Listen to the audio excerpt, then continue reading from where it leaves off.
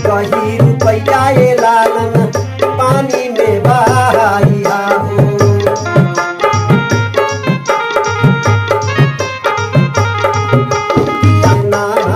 रे नन्हाई पन देखल आधी रतिया।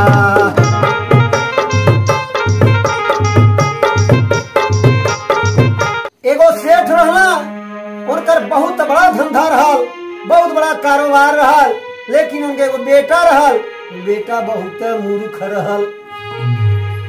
हमेशा सेठ जी के यह चिंता रहे, देखा हमारे मरने के बाद हमारी सारा धन बर्बाद कर दे।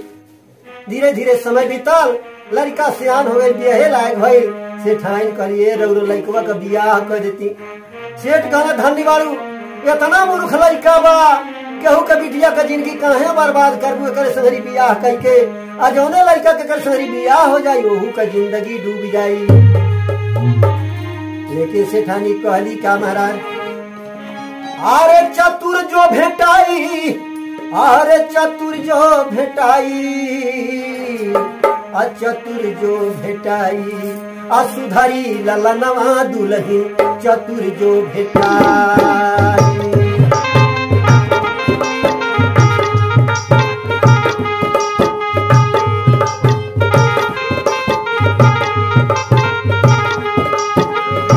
चतुर जो भेटाई दुल्ही चतुर जो भेटाई, सुधरी ललनवा दुल्ही चतुर जो भेटाई।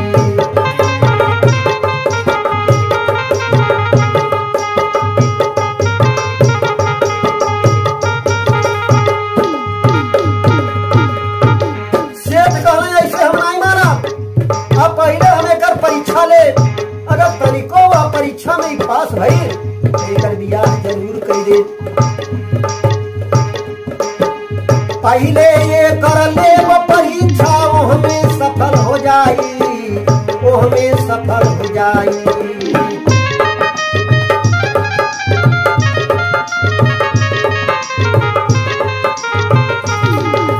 अब लड़का के करब बियाहवा, दुल्हन के अपने से ठबू दिहल समझाई, सुधरी ललनवा दुल्हन चतुर जो भेटाई।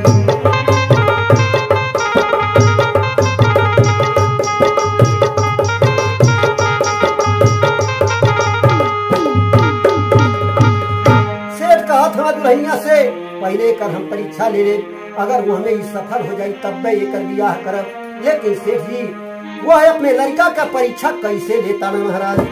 अरे 3 गो रुपया ए रामा, अरे दिहाल लालाना बाके,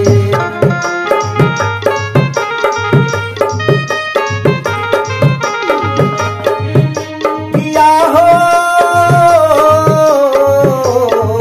रामा रामा हो, अरे रामा साही साही दिया समझाई।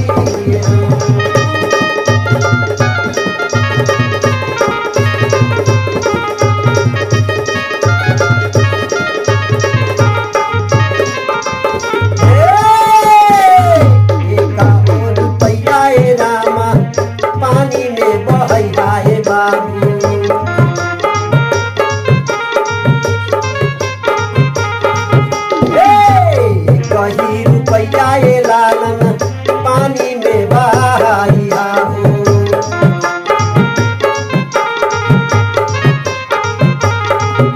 दिया हो रामा रामा हो, अरे रामा दूसरा के परिया जलपान में।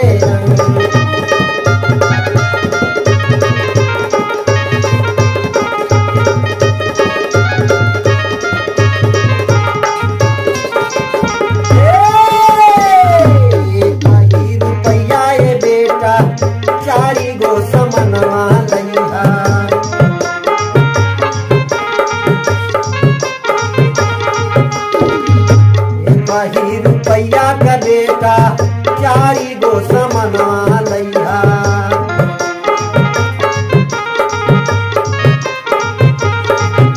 दिया हो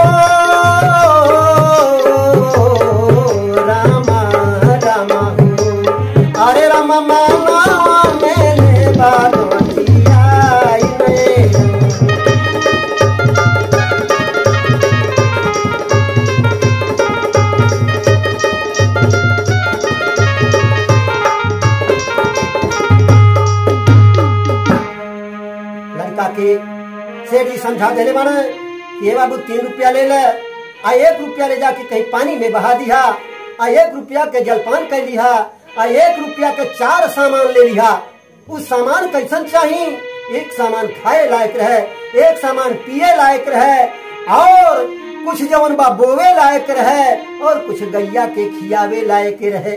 इतना समझाई के और लड़का के वहां से भेज देने वाला 3 गो रुपया लेके। और लड़का जब घर से चलल बा, पैसा हाथे में पा गई बा, अब का पूछे के दुकानी पर पहुंचल बा। अब खूब जम के अपन समय दूसर रहल, 1 रुपया में खूब जम के ते अपन जलपान कर रहले बा। अब वहां से जब चलल बा, रास्ते में खूब बड़हन का पोखरा मिलल बा। सोचा था दादा कहले रहे 1 रुपया पानी में बहा दिया, का करी बहाई की का करी। और तब तक भइल का महाराज, अरे गईली लौकाई, आ गईली लौकाई, एगो लड़की गईल लौकाई।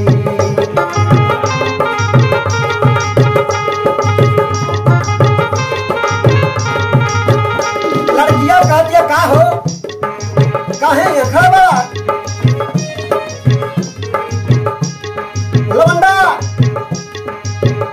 सेठ का लड़का सारा बात हो लड़की के बताया जाता। दादा हमारे 3 गो रुपया दे रहने, 1 रुपया खाए खातिर, 1 रुपया पानी में बहावे खातिर, आ 1 रुपया बहले रहने 4 सामान लेवे खातिर, खाए लायक, पिए लायक, बोए लायक, गैया के खियावे लायक।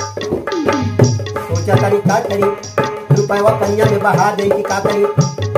लड़की बोलत जमरा कमने भरमवा में पड़ल बारा,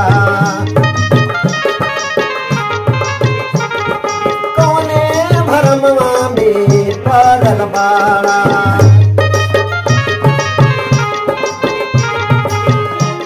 अरे पैसा ये सब चीज केहू काहे बहाई, एगो लड़की गईल लौकाई।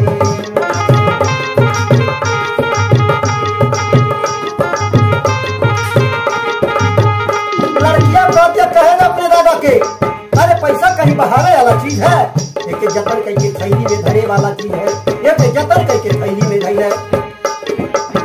1 रुपया के खरीदा करे पूजा, 1 रुपया के तरबूजा खरीदा। पापा के अपने तू दिहा दिखाई, लड़की एगो गईल लौकाई।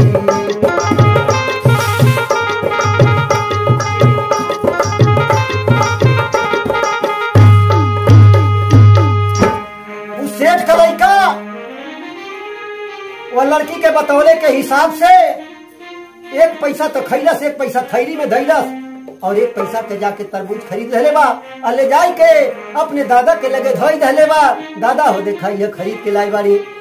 आज जब सेठवा बात देखले बा, कहता बाप रे बाप हमार लड़का कब से इतना होशियार हो गई। लेकिन सेठ कहले का महाराज, अरे के कर बुद्धि पवला बबुआ, हमके देवा बताई, हमके देवा बताई।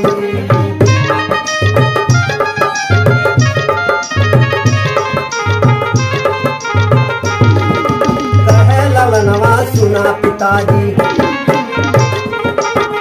कहे ललनवा सुना पिताजी, ओहरा के बिटिया हमके देहल बताई, सुधरी ललनवा दुलही चतुर जो भेटाई।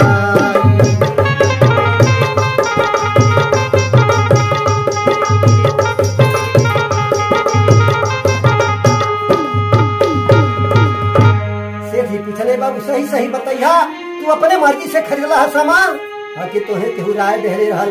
लड़का कहलस वो कोहरा का बिटिया हमसे भेटाई रहल, और वह कहली से ऐसे ऐसा कई डारा। दादा हो 1 रुपया बचा के लाई बारी, पनिया में नाई बहौली। सेठ जी जब सुन ले बारे कह नहीं तबरी समझदार लड़का लौकतिया, करे संघरी अगर हमारे बेटवा का बियाह हो जात तो हमारे बेटवो का जिंदगी सुधर जात। लेकिन सेठ जी कहले का महाराज, अरे कोहरू के घर में हो, कोहरू के घर में जाके दिहल जलख जगाई, कोहरू के घर में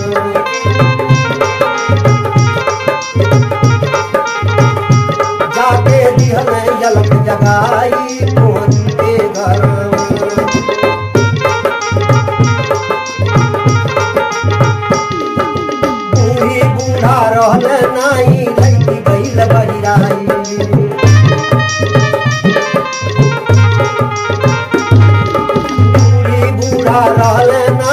लईकी गईल लौकाई कहवा तोहार माई बाबू हम बेटा बतलाई लईकी दिहली आसन लगाई तोहन के घर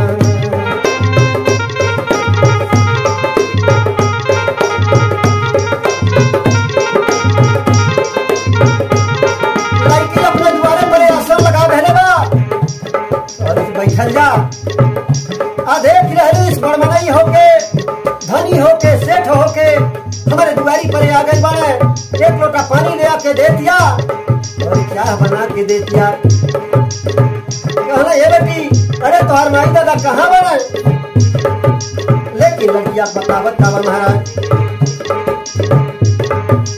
एक कौड़ी के हीरा खातिर दादा बाजार जाई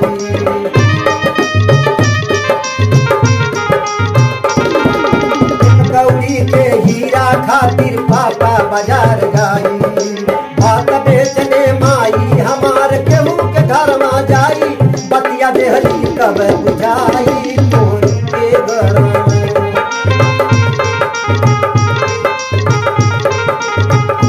बतिया रोहली उन्हें बुझाई तोर के घर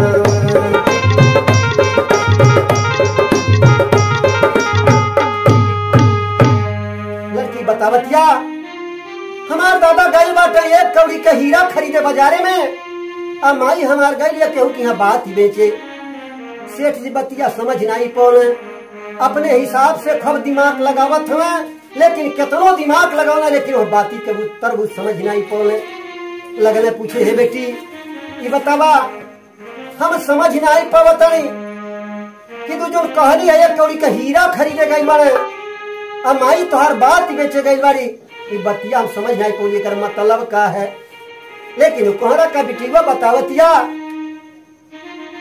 घर कितनो बढ़िया हो घर में कितनो धन हो लेकिन अगर हमें ढेबरी न जरत रहे अनार रहे तो शमशान के तरह लगला हमारे घर में तेल नहीं रहा वो तेलवा के हीरा समझल जा कहे से वही के द्वारा सारा घरिया जोर हो जाला तो गई बात हमार दादा एक कौड़ी के तेल यानी माई हमार केहू के बात चलावे गई या केहू के घरे इतना बतिया जब सेठ जी सुनल कहने अब तक कब तई बियाह छोड़े लायक नहीं बा कैसो आ जाते कोहरा कोहनिया तब कैसो हम पर के राजी करके यह बिटिया से अपने बेटवा के बियाह करा देते और इतने में कोहरा कोहनिया आई गई ना और सेठ जी बियाह के बाद ही चलाई दे बियाह तो एकदम तय हो गई दिन वो काम पड़ गई लेकिन ये बतिया जब सेठ के लइकवा का मीता लोग जान पौने कहने इतने बड़ा गड़बड़ भइले ईसार पगले टहा दुल्हा इतना बढ़िया होशियार बुद्धिमान दुल्हन पाई आउए तो गरीब घर का बिटिया देखा तड़िया राजा महाराजा के घरे पड़ी जाई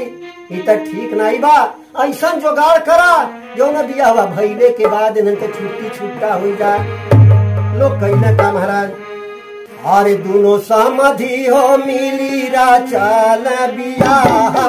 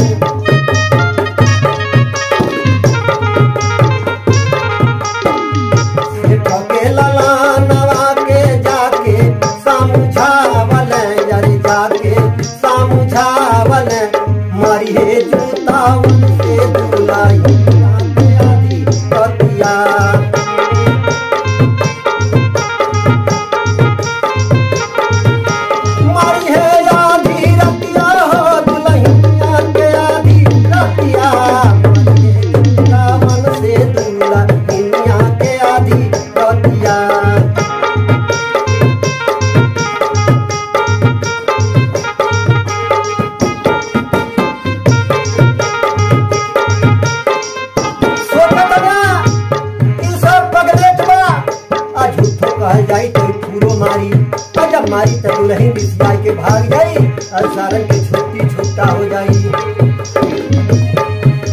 बिया हो गई, दुल्हन अपने घर आ गई बा। आजा दुल्हा को बड़े में पहुंचल बात याद पड़ गई मीता लोगन के।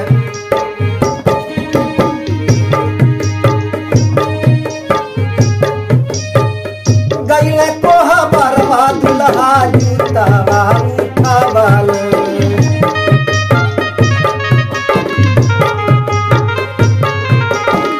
गईले कोहा बरवा दुल्हा जूतावा उठावल।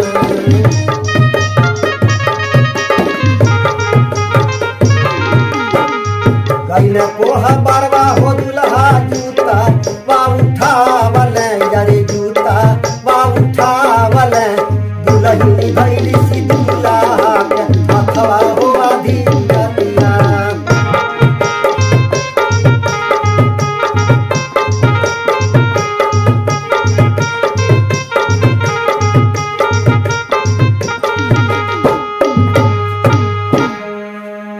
कोहबर में जब दुल्हा पहुंचल बना अमिता लोगन के बतिया याद रहल। आ दुल्हवा जूता उठा रहे बा कि दुल्हनिया के मारी आ तौले त दुल्हनिया हाथवा पकड़ रही करी से सैया। अरे ज्यादा जूता से मारे के बा आज ते बहन हमन का कोहबरे का राती हो। कोहबरे के राती में जूता से नहीं मारल जाला, दूसरे दिन मारल जाला। दुल्हा जूता धई दहले बा, वह दिन का रात बीत गई। लेकिन जब दूसरा दिन बीतल और दूसरे दिन फिर जब जूता उठौले बा दुल्हवा अब फिर दुल्हनिया कहतिया दूसरे राती नाई दुल्हनी के मारल जाला, फिर जूता धई देता। यही तरह से 7 दिन तक दुल्हनिया रहल। कहे कि पहले लोग थोड़े समय रहत रहल अपने घरे और करे बाद 7 दिन यही तरह से दुल्हन बच गई, मार नहीं खाई पौले बा। 7वें दिन तो चल गई अपने नैहरे में। दुल्हवा का मीता लोग हाथ मलमल रह गई कि देखा ताकि काम गड़बड़ाए गई। एनहन में तो झगड़ा भईबे नहीं कईल। यार सेठ सोचता ना कि दुल्हन अपने नैहरे गई और दुल्हन लागत होशियार मिललिया। अब लड़का के आप कुछ धन दे के हमें बिजनेस करे भेजे के चाहिए। सेठ जी अपने लड़का के धन दे के भेज दिले बाटे। बेटा जा धंधा कैयावा, धंधा करे चली दिहवा सेठ का ललाना हो।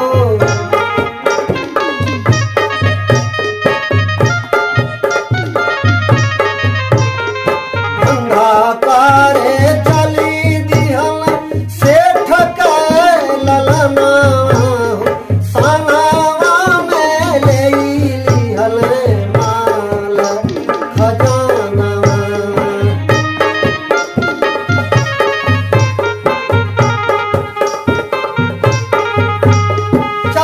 बहुत दूर निकल गई बड़ा। एक बागीचा दिखाई धरे बा, बागीचा में पहुंचल बड़ा तो भाई कमरान बगिया में रहे को सुघर भवाना।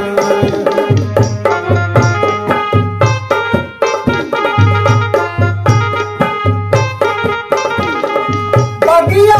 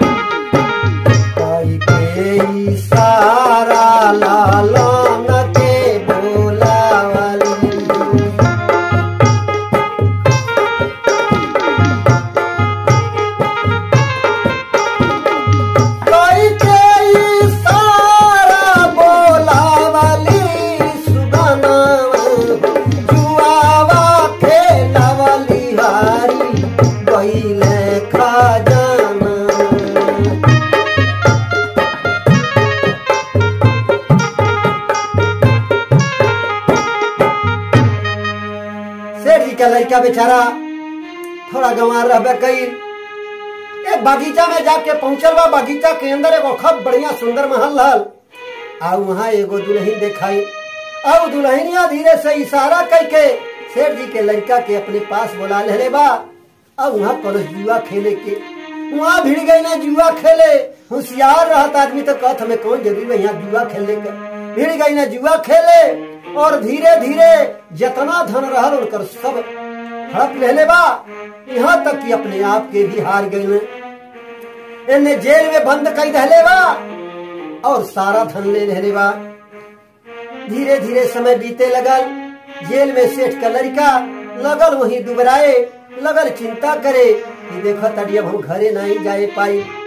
एक दिन खिड़की के रास्ते से देखा था कि कोनो राही धैले जात बा और बोलावता। वह राही के अपने पास सेठ जी का लड़का दूगो चिट्ठी लिखले बा, एगो अपने मेहरारू खातिर, एगो अपने पिता खातिर। जितना सही सही घटना रहल एक चिट्ठी में लिख दहले बा। कहलो मेरे पिताजी के दे दिया।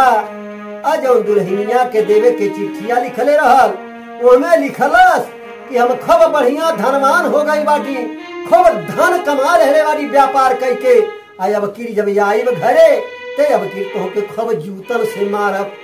आई दोनों पाती वह राही आदमी के थमा धले बा। अरे पाती लेके चलल बनोहिया बिचड़े गई न भुलाई, रहिए में गई न भुलाई।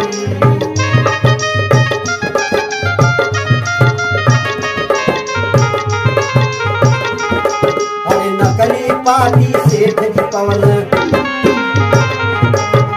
नकली पाती सेठ जी पवन। दुल्हन के दिहल से असली पातिया थमाई, सुधरी ललनवा दुल्हन चतुर जो भेटाई।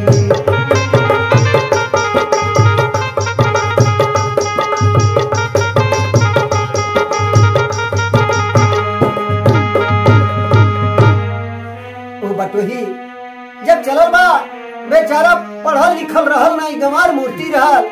और दोनों चिट्ठिया अपने में मेल हो गई। ले जाए के जौन नकली बतिया रहल तो सेठ जी के दे दहलस, जौन जुतवा से मारे के लिखल रहल। और जौन असली पत्रिका रहल तवन जाए के दुल्हनिया के हाथे में पहुंच गई बा।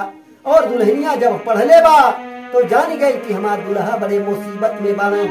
अपने दुल्हा के और जाना लिखा बरिया ससुररिया में ना, दुल्हन जाई के पाँव चली ससुररिया में ना।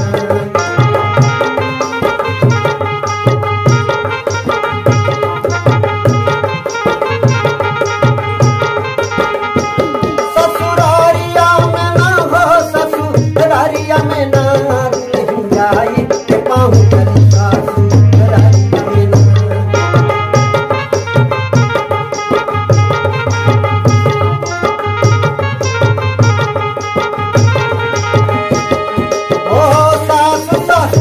सगरो हालिया सुनावली,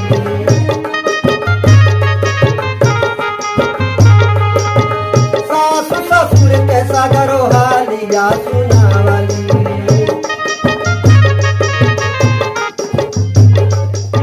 सासु ससुर के सगरो हालिया सुनावली। महा करिया के ना पिरया सुवन के धरिया, महा करिया के ना।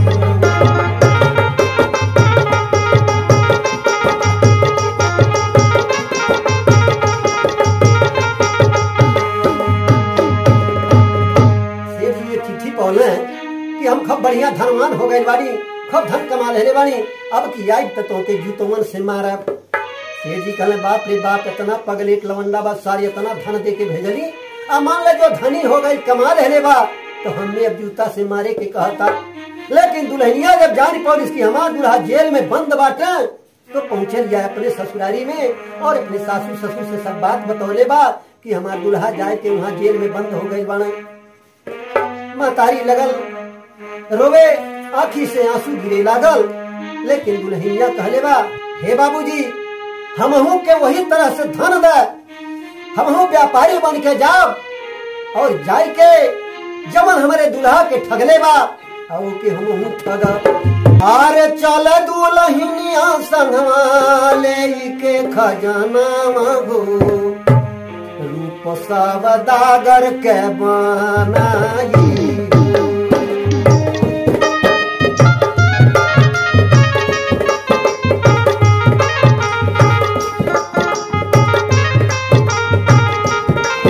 तब का चल दुलहिनिया संगवा ले के खजाना हो रूपवा सवदागर के बनाई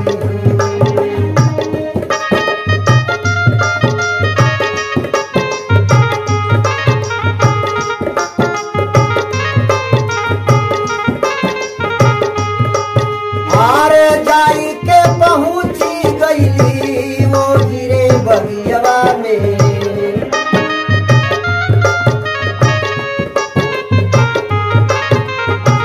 जाई के पहुंची गईली वो गिरे बगियवा में गईली वो नारी के दे खाई बाबू रहिया हो गईली वो नारी के दे खाई हो जाई के पहुंची गईली वो गिरे बगियावा में गईली वही नारी के दे खाई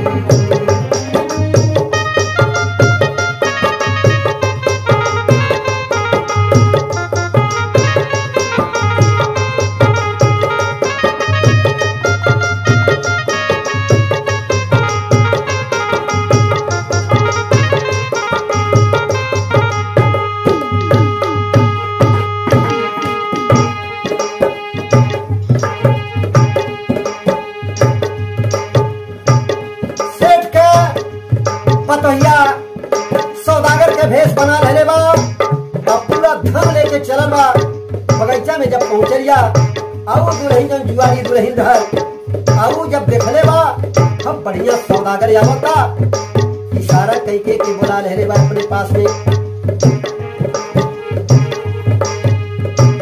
कई के इशारा सवदागर के बोलवले बारी टहली ता बजुआवा खेलाई हो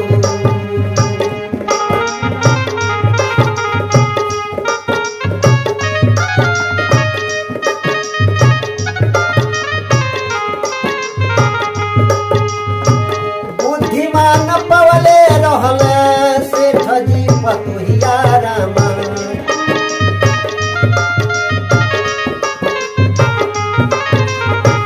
बुद्धिमान पवले रहल सेठ जी पतोहिया रामा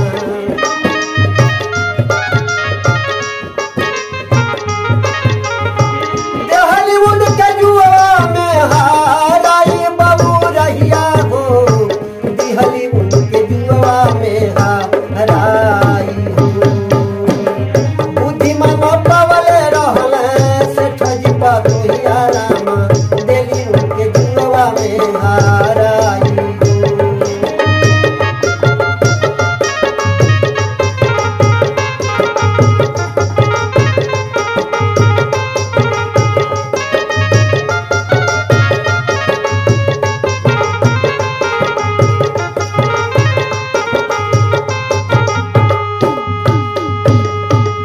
सेठ जी के पतोहिया हम बढ़िया मर्दाना ड्रेस में सौदागर बन के गई रहल जितना नौकर चाकर पहले मिलता न और उन्हें अपने तरफ से घूस दे के अपने फेवर में कई रहले बा और कौने तरह से ही जुआ में जीतत रहल सबके हरावत रहल धीरे धीरे सब बाती के जानकारी कई रहले बा और जुआ खेलले में और उन्हें हरा रहले बा सारा धन उनकर ले रहले बा सेठ के पतो और ओकरे बाद उन्हों के बंदी बना रहले बा और यह सेठ के लड़का के जेल से छुड़ा देले बा और उनकर सारा कपड़ा उतरवाई के अपने पास रख लेले बा और उन्हें फिर अपन ड्रेस दूसरा पहराई के और सारा धन दे के अपने घरे भेज देले बा। सेठ का लड़का इनाई बुझाता कि हमारा मेहरारू होकर सौदागर बन के आई लिया हमके छोड़वले बा सारा धन लेके वहां से चल देले बा सागर हो धन लेके चल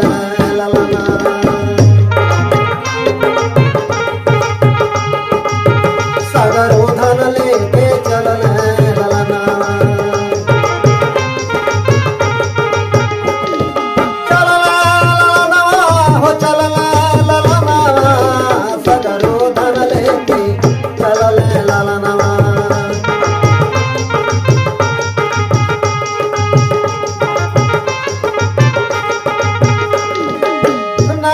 जुआरी के संगवा में लिहल जाई के पहुंच गई अपने भवनवा सगर धन लेके चलल ललना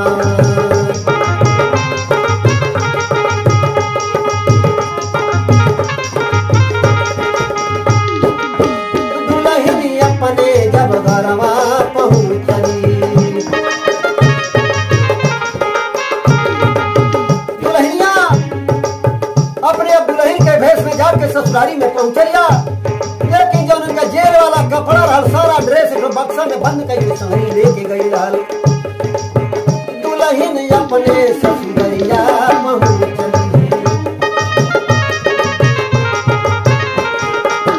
जूता मारे खातिर चलल सजनवा मगर वो धन लेके चलल ललनवा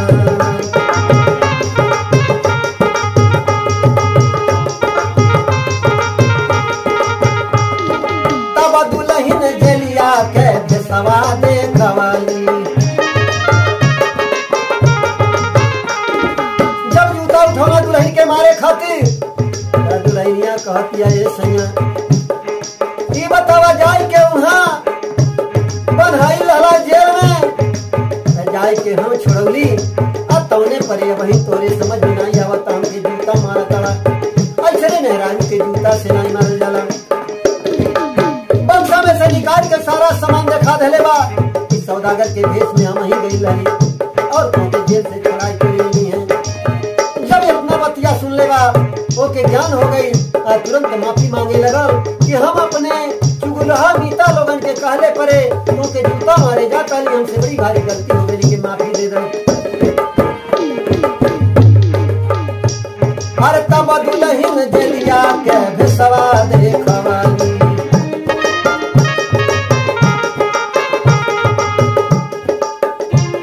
अरे माफी मांग के सुधर गए सुगनवा सगर हो धन लेके चलल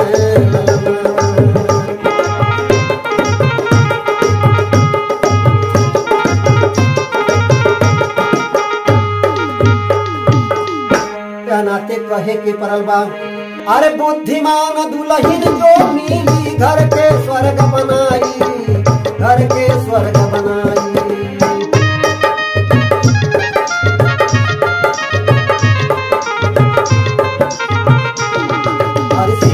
दास के हुक चुगलाई